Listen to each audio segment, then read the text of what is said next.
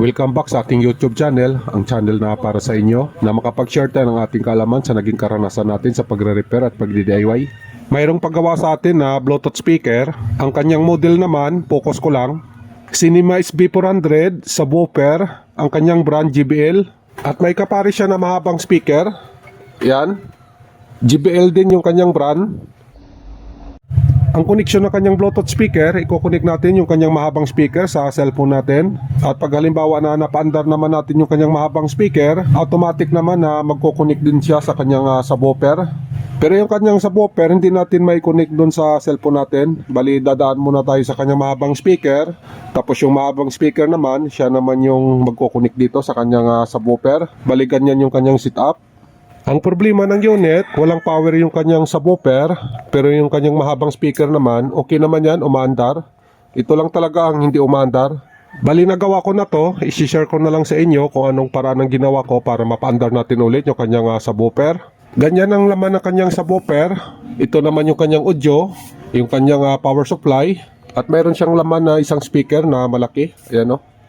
Dahil sa wala siyang power, ang ibig sabihin, ang may problema yung kanyang power supply.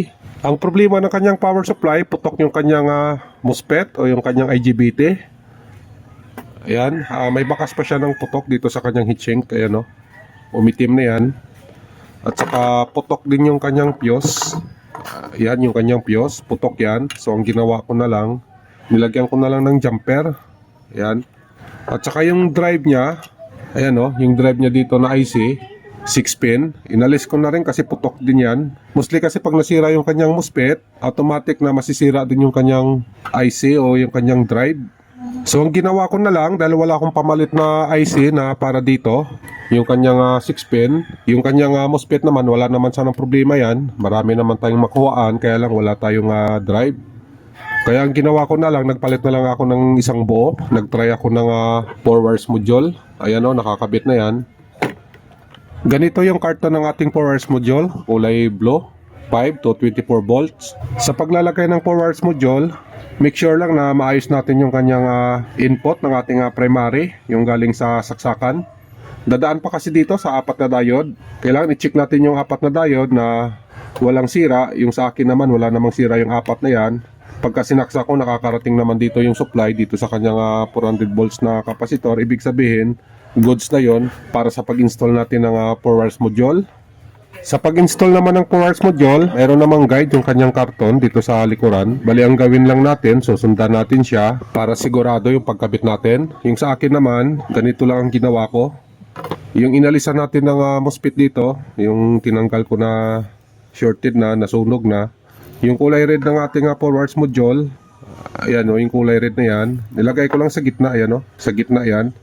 Pagkatapos yung kanyang black naman, dito lang sa negative side ng ating 400 volts na kapasitor.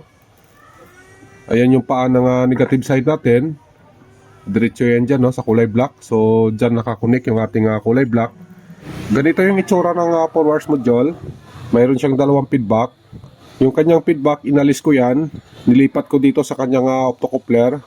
Ang purpose kasi kung bakit inalis natin yung kanyang optocoupler, kasi i-modified natin siya. Ang ibig sabihin ng modified, yung kanyang feedback ang gagamitin natin. Feedback ng kanyang secondary, yun ang gagamitin natin na mag-feedback dito sa ilalagay natin na 4 wires module.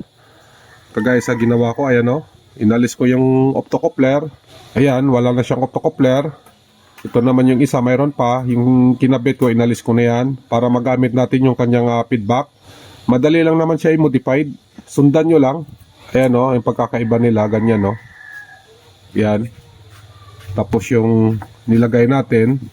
Ayan o, tingnan nyo lang yung imahe o yung makikita nyo kung para magkaroon kayo ng idea. So, ganun lang ang ginawa ko para magamit natin yung kanyang feedback.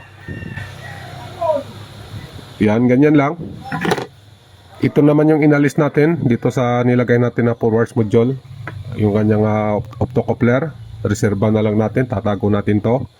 Isasaksak ko, aabangan natin yung kanyang secondary, kung ano ang reading ng secondary nito. Dito tayo magre-read sa kanyang kapasitor. Saksak ko lang, read natin yung reading para malaman natin kung anong reading ng kanyang secondary. Nakasaksak na yan, i-on natin yung kanyang switch. Ayan o, nagkaroon siya ng indicator light. Reading natin yung secondary niya. Yung ating multimeter, nakasit na yan sa DC volt. Ayan yung kanyang reading, nasa 25.3 volt. Ibig sabihin yan ang supply ng kanyang secondary. So ibig sabihin, okay na yung gawa natin kasi nga nagkaroon na siya ng secondary. Ang gawin natin, pwede na nating itisting. Patayin ko muna. Yan yung kanyang mahabang speaker. Diyan ko muna nilagay. Saksak lang natin dito sa ating outlet. Ayan, power on natin. Dito naman sa taas yung kanyang pindutan. Ayan o.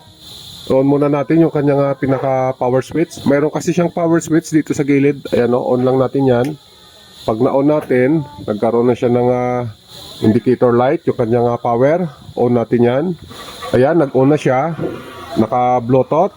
Pwede na natin siya i-connect sa cellphone natin. Pagka halimbawa na na-connect na natin, i-on din natin yung kanyang subwoofer.